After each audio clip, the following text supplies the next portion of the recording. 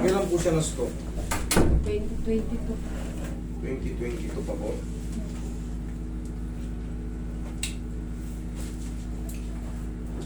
Paliwanagan ko lang po kayo ha. Sa stroke po kasi, ito, maaaring permanent na po ito. Kung mga masakit na yung mga joint niya, yun po talagang ma-adjust lang. Pero kung bago ba yung stroke nyo, may chance pa. Na-therapy po ba siya before? Hindi. Therapy. Isang buwan lang. Ano lang, rehab therapy, isang buwan. Hindi na Okay po kaya. yun. Okay po yun. Kaso, kita nyo, yan pa rin. Yung CT scan niya po ba, putok? Andiyan eh. Tingin ko nga po. Ano po bang pakiramdam nyo ngayon, sir? May namamahay, masakit, ano? Wala, kumipilot siya. Namamanhit ko rito. Yan ang maayos. Saka ito, parang ano. Saka ito, parang dislocate to eh. Oh. May Wala, pungit hindi. siya. Ano po yan? Ganyan na talaga yan. Yung connected sa brain, pag ganyan, yung abilidad po na ano, nawawala pag sa ano. Ayan, oh. Consider acute infarct, right frontal lobe. Right frontal lobe. Kaya na yun, cross sa kaliwa. Ayan, acute infarct.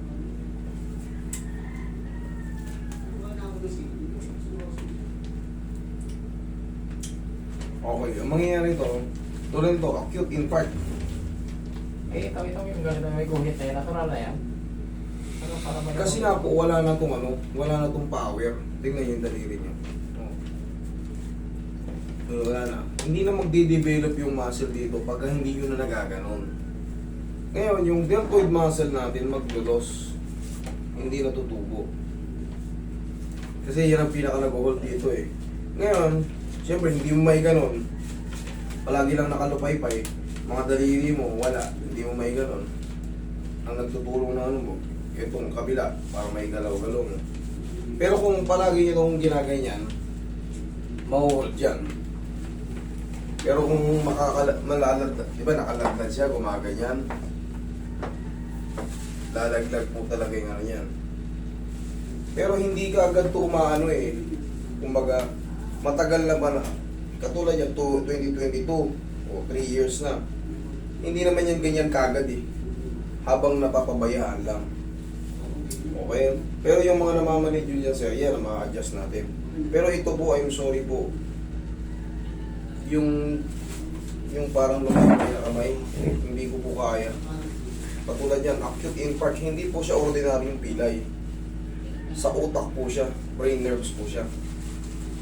Pero yun nga, matutulong namin dyan, luluwag yung mga ano nyo, kahit pa paano, yung mga masakit sa inyo, yun ang ma-address. Ano kasi nung ano kasi nasa hospital ako nung nalaglag ako doon sa low voltage. Nalaglag pa kayo? Nalaglag ako kaya sa ulo tumama itong ginanong ko. Yung mga parang yung therapy sabi sa akin wala naman daw. Ganito na talaga yan. Magiging ganyan nga po talaga yan. Magiging ganyan nga katagalan, lulundo siya. Kasi hindi ka nagagamit. Hindi nagagamit eh. Hindi mo na po puwersa. Walang puwersa yung kamay mo. Hindi ka makakapag hindi mo ma-stretch. Hindi ka tulad dito, mabubuhay yan kasi. Pero subukan natin, sir, na sir, ha? Tingnan natin kung ano mo magagawa ko. Kailan mo nga kahit isang daliri. Nagkakaroon siya kaso open, wala. Sige. Okay, pwersado. Okay, Sige. sa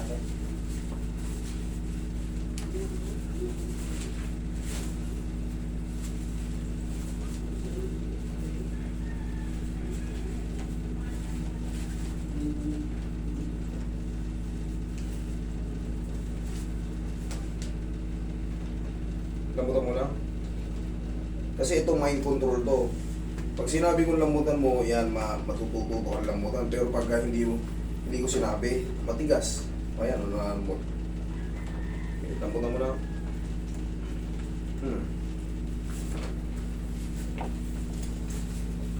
Ilan taon na ba si sir? 40 daw. 40. Ano bang daily habit niyo, sir? Bakit na-stroke tayo? Inom? Wala. Sa ano. Basta dito mo. Doktor kasi siya dati. Puyat, no? Relax lang.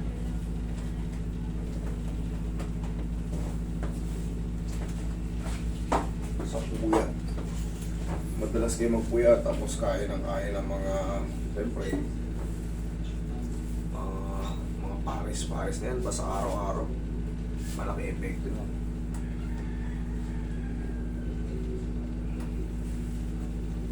Higa ka patagilid, sir. Saan? Maharap doon? Opo. Sige.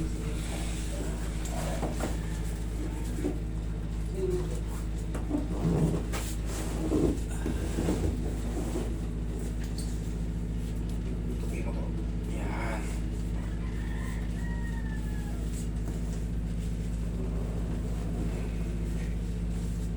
Yan.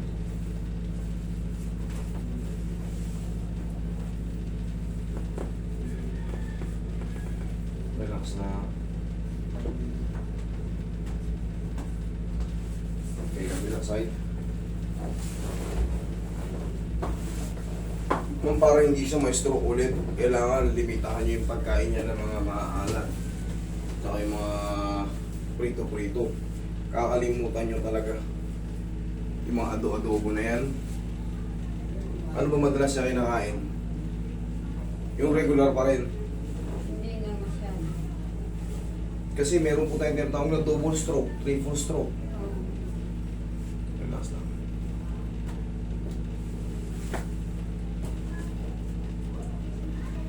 Pag hindi nyo siya nilimitahan ng pagkain ng mga ano, pwede siya magprutas-prutas. Ibaling maaimit maya siya kumakain. Pero kung sa prutas, saka mga gulay-gulay. Pero kung kanin ulit, kanin ng kanin ng kanin, ulam, kanin, ulam, huwag na kayong umasa na makaka-recover siya. Lamutan mo lang. Sige, lamutan mo lang para makatak natin. Ubusan tumitigas. Yan, lamutan mo lang. Yan, lamutan mo lang. One more. Yan, lamutan mo lang. Yan, isa pa. Lamutan mo lang. Yan, sige pa. Lamutan mo lang. Okay.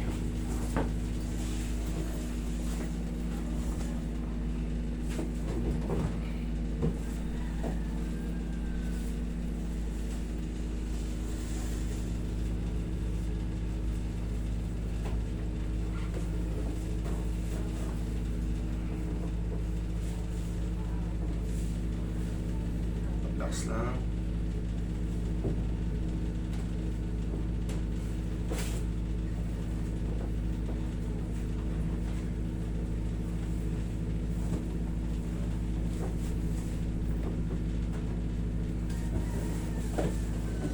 Tapos sir, pagka sa umaga, lalabas ka, magbibilad ka sa araw, ganun mo yan, no?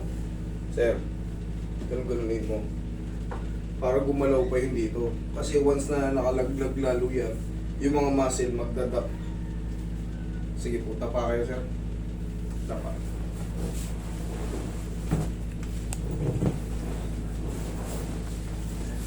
Labas mo yung kamay mo. Itong kanan, labas mo. Punta sa Yung kanan, hindi ako mahala dito. Relax na lang po, relax. Relax mo na ka.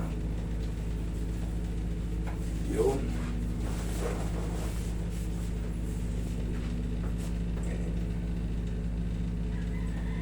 Okay ka lang dyan? Nakakahinga ka ng mayos? Oo, okay na yun.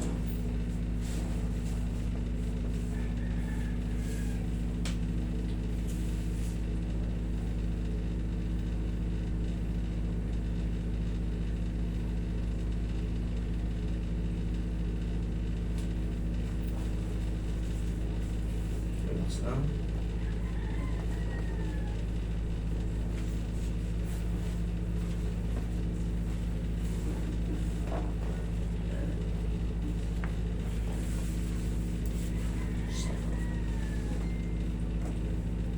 Relax lang.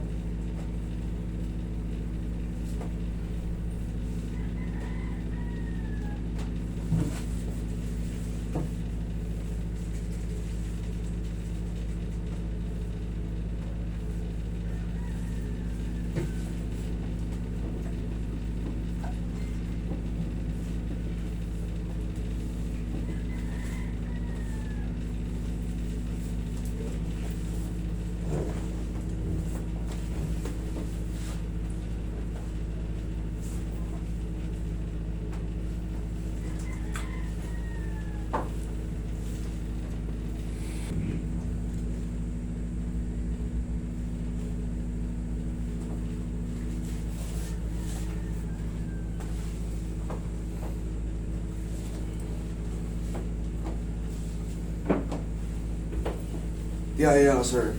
Okay, tukod mo muna yung kamay mo yan. Pag ano, yan. Ikaw matakot, hindi ka malalala.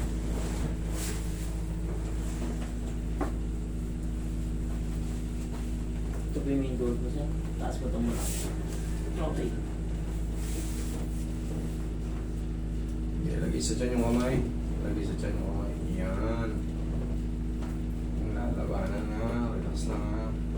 Inhale, exhale lang. Inhale. Exhale. Down. Tsaka lang. Pag nakahiga ka, sir, para ka lang magja-jogging. O sige, ganun-ganun mo yung paa mo. Yan, isayad mo lang, isayad mo lang. Kaliwat kanan, sige. Kaliwat kanan. Yan. Kahit pasadsad lang, kahit pasadsad lang. Yan, yung kabila naman. Yan, para masanay siyang ano. Di ba nahihirapan kang maglakad? Gumaganong tumitigas. Kahit pag nakahiga ka, eh parang sanayin mo lang na natutupi, nakabababa. Sige, ito. Sige. Sipa mo. Yan, sige pa. Yung kahit hindi siya tumaas, ganyan lang oh. Pagka yan. Pagka kasi lumambot siyang ganyan, makukontrol mo siya. Kaya madalas mo sanayin kahit nakahiga ka lang. Ganun-ganun yung paa mo. Para yung self-therapy lang yan. Para hindi ka na iti-therapy. Kung baga tutulungan natin yung sarili natin.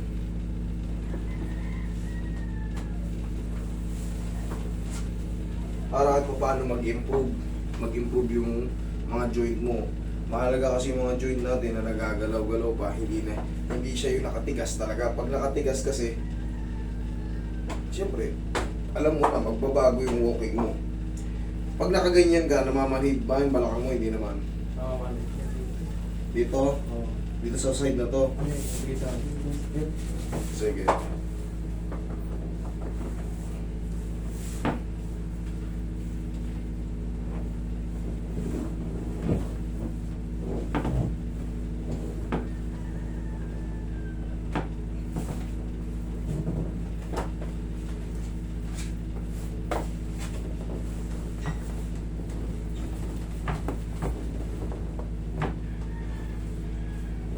Pagilid ka ulit. Pag ganito sir.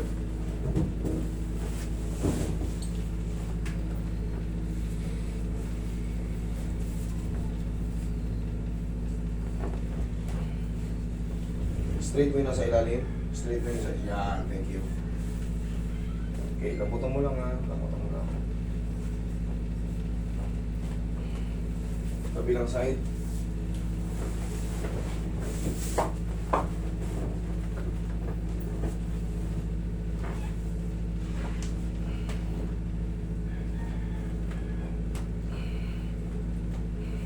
Okay, dihaya ka ulit.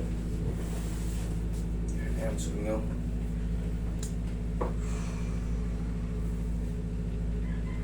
Tapos yan, sir, kung meron kayong parang hindi lalong lumaglag kasi nakita mo numinipis na yun dito.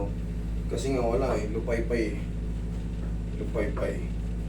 Kahit pa paano lagyan mo ng sling, sir, para hindi lalong hindi lalong habang tumatagal, mga yayat. Kasi pagka walang gamit yung kamay, yung mga muscle talagang lulundo. Pero in-adjust ko na to kanina, di ba? Naramdaman mo yung umusog doon, yung kaninang nakadapa ka. Yung sinasabi mo nalaglag ka rito, ito yung nauna. Tingnan mo kung magbabago pa, lagyan mo ng para yung muscle, hindi siya lupay-pay. Tapos sir, sa umaga, ganun-ganunin mo. Okay? Okay naman paramdam mo, ano masakit? Okay, sige, upo. Ganyan ka lang ha.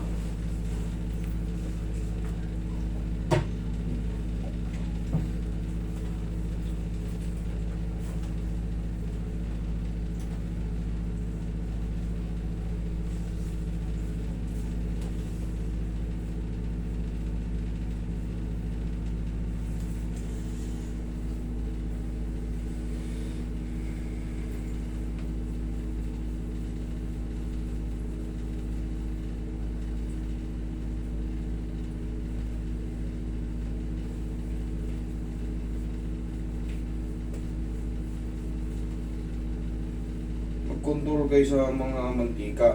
Ha, ma'am?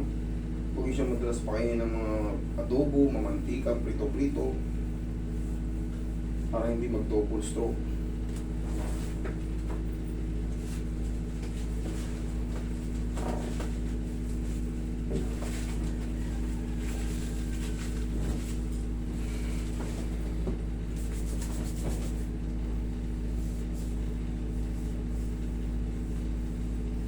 Meron mo kayong sling doon. Meron. Okay, pansamantala, sling nyo muna si sir pag ganyan. Para hindi nakalundo. Pag nalulundo siya, nangihina yung mga muscle. So nakikita nyo, parang natutuyod yun dito, parang gamon, parang dislocated. Pero hindi naman siya dislocated, mataas. Oh. Buti nga, tumaas na yung dati, malalim yung dito. Saka yan sir, ganito ka nga sir. Hindi, ganyan oh. Yan, o sige okay lang. Yan. Yan, gaganyan-ganyanin mo siya. Nasasaktan ka ba? Hindi naman. Yan po. Kailangan may movement siya para mag-develop ulit yung natuyo. Kasi pag wala na siyang movement, ayan o. Kita nyo o. Sobrang lalim. Pero pag nagagalaw-galaw ngayon, kahit yung napagod ka na, okay na yun. Simple-simple yung mga movement lang. Malaking bagay yun sa mga taong na-stroke. Tsaka sa paa, pag nakahiga ka, pag wala kang ginagawa, sipa-sipa mo lang. Para yung joint hindi mag-standby. Okay, sir? Sige po. Pansamantala, yan po ang treatment ko ito. Ha? Salamat po.